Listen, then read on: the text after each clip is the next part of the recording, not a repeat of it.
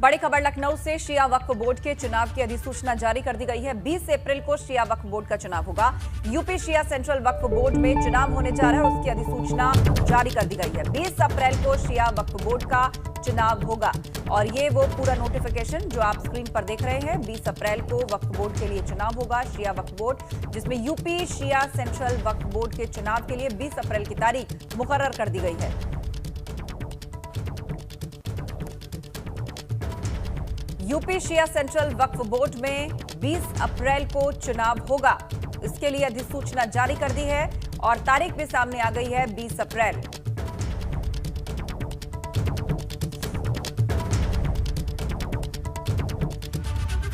और अब रुक करेंगे बड़ी खबर का। बंगाल में मुख्यमंत्री योगी आदित्यनाथ आज सीएम ममता बनर्जी के गढ़ में गरजने वाले हैं। जी हां, बंगाल के दौरे पर एक बार फिर से मुख्यमंत्री योगी आदित्यनाथ आज जाने वाले हैं। बंगाल में आज मुख्यमंत्री की तीन रैलियों को संबोधित करेंगे। सबसे महत्वपूर्ण रैली जिस जगह पर होने वाली है वो है नंदीग्राम। ये हॉट सीट है नंदीग्राम, जहां पर मुख्यमंत्री ममता बनर्जी चुनावी मैदान में है तो उनके समक्ष हैं शुभेंदु अधिकारी। एक बहुत बड़ा मुकाबला, इसीलिए हाई प्रोफाइल सीट इसको कहा जा रहा है और इसी सीट पर आज शुभेंदु अधिकारी के पक्ष में प्रचार करने के लिए मुख्यमंत्री योगी आदित्यनाथ जाने वाले हैं।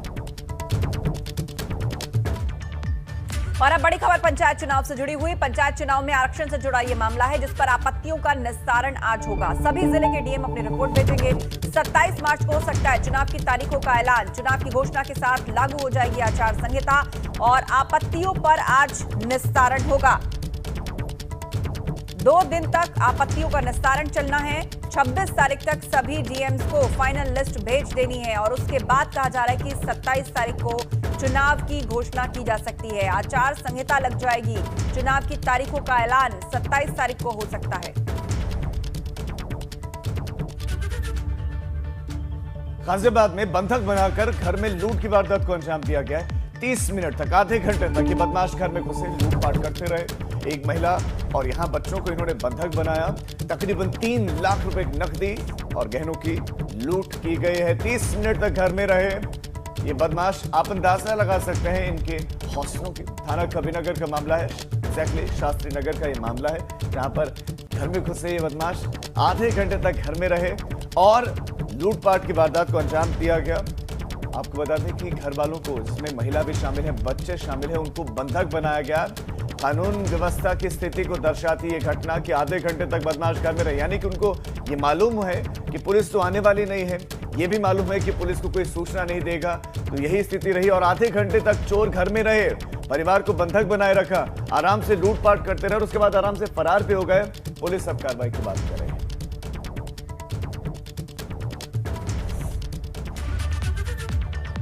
और अब आगे बढ़ते हैं और अब पूर्वांचल की खबरें आपको दिखाते हैं सुपरफास्ट अंदाज में। चलिए शुरू करते हैं।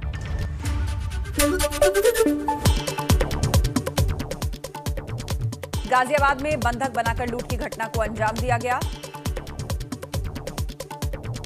मिर्जापुर में पिछले 1 महीने से वकीलों की हड़ताल जारी है। वकील 4 थानों के क्रिमिनल केस को चुनार कोर्ट में शामिल करने की मांग कर रहे हैं।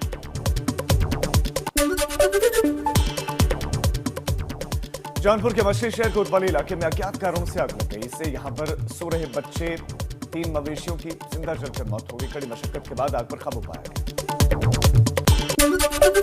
गाजीपुर में 2 युवकों पर ताबड़तोड़ फायरिंग से गांव में दहशत है। पड़ोस के ही एक गांव के शख्स ने दोनों पर गोलियां चलाई। घटना में एक शख्स की मौत हो गई जबकि दूसरे का इलाज चल रहा है।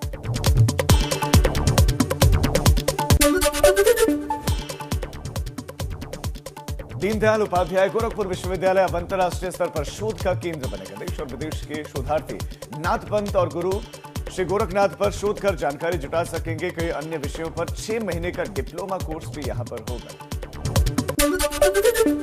देवरिया में होली और पंचायत चुनाव को लेकर देवरिया पुलिस आबकारी विभाग ने अवैध कच्ची शराब के खिलाफ अभियान चलाया। इस दौरान एक साथ कई अवैध शराब के अड्डों पर छापेमारी की गई। महाराजगंज में युवक का शव मिलने से सनसनी। स्थानीय लोगों ने इस बात की सूचना पुलिस को दी। पुलिस अब शव की पहचान में जुटी है। आजमगढ़ में 2 शख्स को अवैध तमंचे के साथ गिरफ्तार किया गया है। दोनों के पास से कारतूस भी मिले हैं। पुलिस ने दोनों को हिरासत में लेकर कार्रवाई शुरू कर दी है।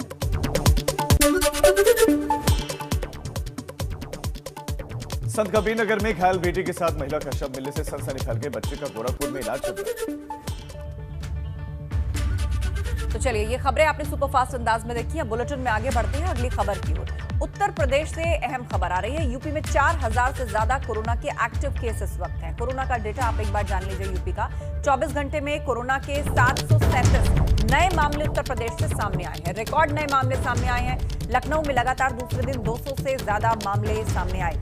कोरोना के मामले पर सीएम योगी ने अहम बैठक बुलाई है। इस बैठक में स्वास्थ्य मंत्री, स्वास्थ्य विभाग के अधिकारी शामिल होंगे। बैठक में गृह विभाग के ऑफिसर, डीजीपी भी मौजूद होंगे। वैक्सीनेशन और स्टोरेज बढ़ाने पर भी चर्चा की जाएगी।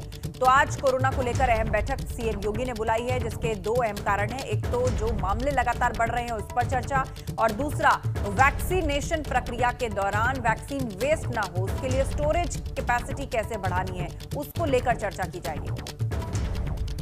और इसी बीच में एक और बड़ी खबर आपको यह भी दे दें कि कोरोना संक्रमण को लेकर हाईकोर्ट में सुनवाई। प्रयागराज से खबर, 100% मास्क, सोशल डिस्टेंसिंग के पालन पर पुलिस से रिपोर्ट मांगी गई है। कोरोना संक्रमण को रोकने के लिए हाईकोर्ट के निर्देशों का पालन हो, जो निर्देश दिए गए हैं, जो गाइडलाइंस बनाए गए हैं, उनका पालन हो। हाईकोर्ट की टिप्पणी, मास्क न पहनने वालों का चालान हो रहा है। पुलिस का यह जवाब भी है कि जो लोग मास्क नहीं पहन रहे उनका चालान हो रहा है। कोविड प्रोटोकॉल के पालन के निर्देश स्कूल में भी हैं।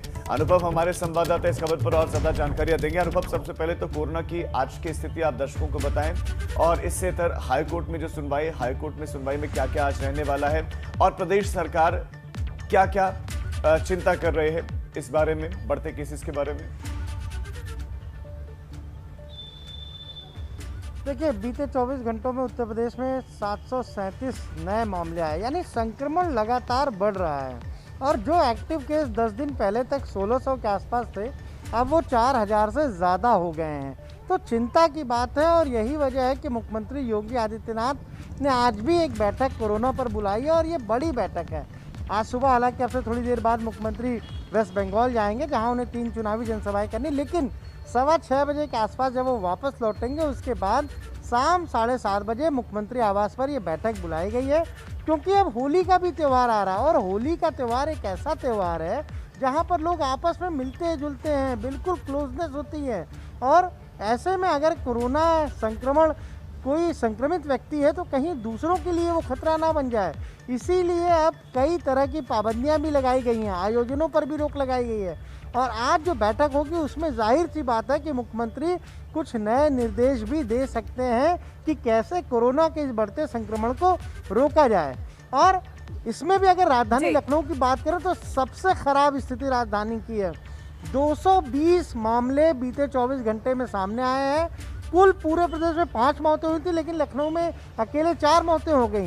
तो कहीं ना कहीं कैसे ये जो शहर है, चाहे वो लखनऊ हो, चाहे वो प्रयागराज हो, चाहे वो वाराणसी हो, जहाँ पर केसेस बढ़ रहे हैं, उनके लिए क्या रणनीति होगी, इस पर भी आज चर्चा होगी।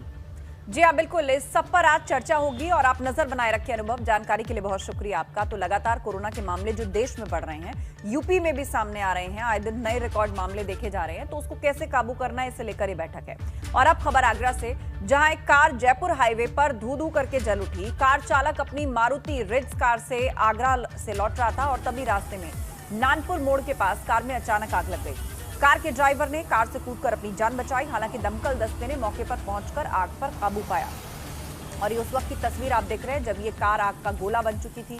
किस तरह सड़क किनारे ये कार जल रही है, आसपास से गाड़ियां जा रही हैं। जिसने भी देखा वो दहशत में आ गया।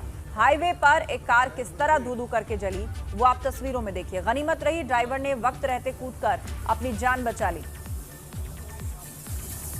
लेकिन ये कार पूरी तरह से जलकर खाक हो गई।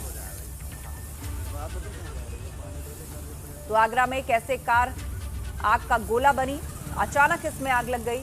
ड्राइवर हालांकि पहले ही कूद गया और बच गया, लेकिन ये कार पूरी तरह से जल गई। अब खबर आगरा से, यहां पर दबंगों ने दरोगा की गोली मारकर हत्या कर दी है। एक विवाद की सूचना पर दरोगा प्रशांत मौके पर पहुंचे थे, घटनास्थल पर पहुंचे थे। 2 भाइयों के बीच में आलू खुदाई को लेकर विवाद शुरू हुआ था। महज आलू खुदाई को लेकर विवाद शुरू हुआ। दरोगा मौके पर पहुंचे, और मौके पर दरोगा को देखकर छोटे भाई ने फायर कर दिया, गोली चला दे। खंदौली के नाहर्रा गांव का ये मामला है। नाहरा गांव में एक दारोगा को गोली मार दी गई। दो भाइयों के बीच में विवाद, आलू की खुदाई को लेकर विवाद शुरू हुआ था। छोटे भाई ने दारोगा को देखकर गोली चला दी, दारोगा की मौत हो गई। पीड़ित परिवार को 50 लाख के मुआवजे का ऐलान भी किया गया है। परिवार के एक सदस्य को नौकरी भी दी जाएगी। इस मामले में मुख्यमंत्री योगी आदित्यनाथ ने भी आपको बता दें कि दुख जताया, चिंता जताई। पीड़ित परिवार को मुआवजे का ऐलान किया गया है। लेकिन पुलिस पर हमलों की ये घटनाएं लगातार बढ़ती चली जा रही हैं। बिकरू कांड के बाद कानपुर में इतनी घटनाएं और उसके बाद आगरा से ये घटना जहां पर दारोगा पर हमला हुआ। इसके अलावा भी अलग अलग हिस्सों से पुलिस की टीम पर हमलों की सूचनाएं वक्त वक्त पर आती रही हैं। ये सबसे ज्यादा चिंताजनक बात है कि अब वर्दी का भी खौफ नहीं है और वर्दी पर हमला करने से भी गुरेज परहेज नहीं कर रहे हैं दबंग। आगरा में महज आलू खुदाई को लेकर विवाद शुरू हुआ था। बहुत मामूली विवाद था। दारोगा मौके पर पहुंचे विवाद के निपटारे के लिए, लेकिन दारोगा को गोली मार दी गई।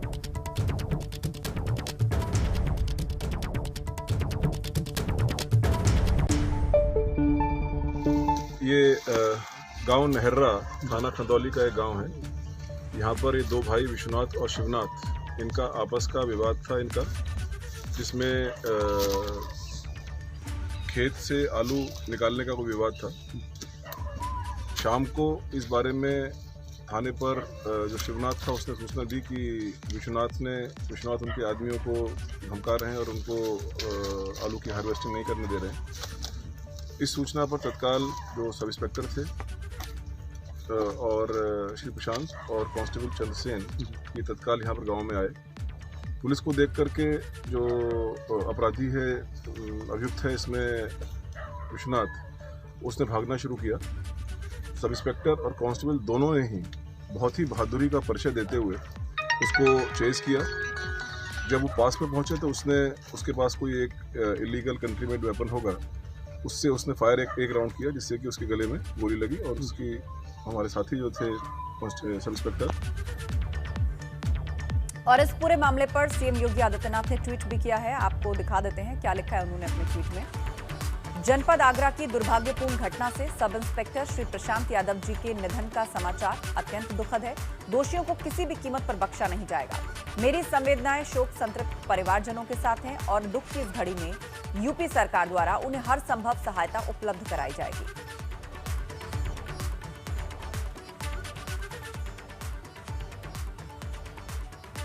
ज्यादा जानकारी के लिए रुक करते हैं। हमारे संवाददाता नितिन उपाध्याय हमारे साथ फोन लाइन पर जुड़ रहे हैं। नितिन, जिस तरह से ये घटना हुई थी, न सिर्फ पुलिस प्रशासन बल्कि लोग जिन्होंने भी इस घटना को सुना वो भी दहशत में आ गए कि कैसे इतने हौसले बुलंद अपराधियों के कि एक दरोगा पकड़ करके किसी को साथ में ले जा रहा है और तमंचे से उस पर फायर कर दिया गया, गोली मार दी गई, उसकी जान चली गई।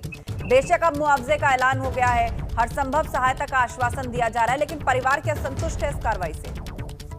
बिल्कुल, जिस परिवार के लोगों ने बीती रात सीएचसी पर हंगामा किया है और आरोपी को पकड़ने के लिए लगातार वो मांग कर रहे हैं और पुलिस पर जबरदस्त प्रेशर है, क्योंकि उनके ही विभाग का एक सब इंस्पेक्टर ने अपने कर्तव्यों की बलवेदी पर वो शहीद हुआ है। पुलिस के सवाल को लगातार चुनौती दी जा रही, चाहे कानपुर का बिकरू कांड हो, चाहे वो कासगंज में अभी हाल ही में हमने देखा किस तरह से शराब माफिया एहलकार और मोती ने एक सिपाही की हत्या कर दी थी। और अब ये वाकया सामने आया है कि जो विवाद को सुलझाने गए, दो आपसी भाइयों के विवाद को सुलझाने गए पुलिसकर्मी पर किस तरह से देसी के तमंचे से फायर किया जाता है और उसकी तत्काल मौत हो जाती है। कुल मिला के लगातार नितिन, मैं चाहता हूँ दर्शकों को आप ये भी बताएं कि अभी इस मामले में कार्रवाई क्या हुई है, क्या कोई गिरफ्तारी हुई है या नहीं हुई है, और जिस शख्स ने ये हमला किया क्या उसका आपराधिक इतिहास रहा है?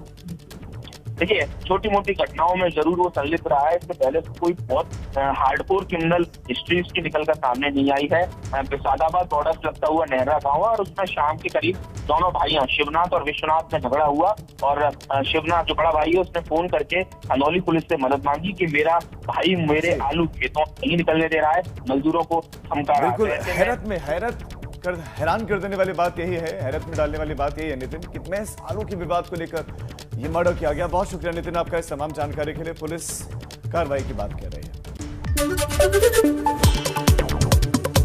आगरा में फतेहपुर सीकरी इलाके में लोगों ने जिला मुख्यालय पहुंचकर प्रदर्शन किया। ग्रामीणों ने अलग बूथ की मांग की। अलग बूथ नहीं बनाए जाने पर पंचायत चुनाव के बहिष्कार की भी बात कही।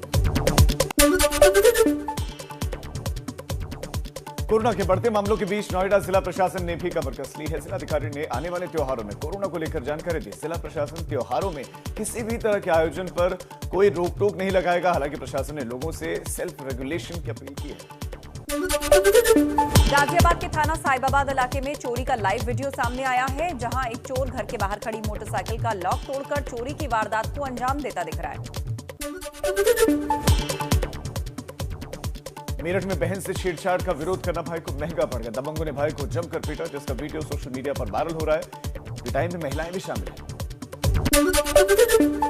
अलीगढ़ के थाना टप्पल पुलिस ने भारी मात्रा में अवैध शराब की खेप पकड़ी है। त्योहारों के मद्देनजर 2 अलग-अलग कारों में भारी मात्रा में तस्करी की जा रही थी ये शराब। पुलिस ने इस मामले में 2 लोगों को गिरफ्तार किया है। हाथरस में सड़क दुर्घटना में 2 दर्जन लोग घायल हुए। तेज रफ्तार कैंटर गाड़ी बेकाबू होकर सड़क किनारे पलट गई। घटना सीसीटीवी में कैद हुई।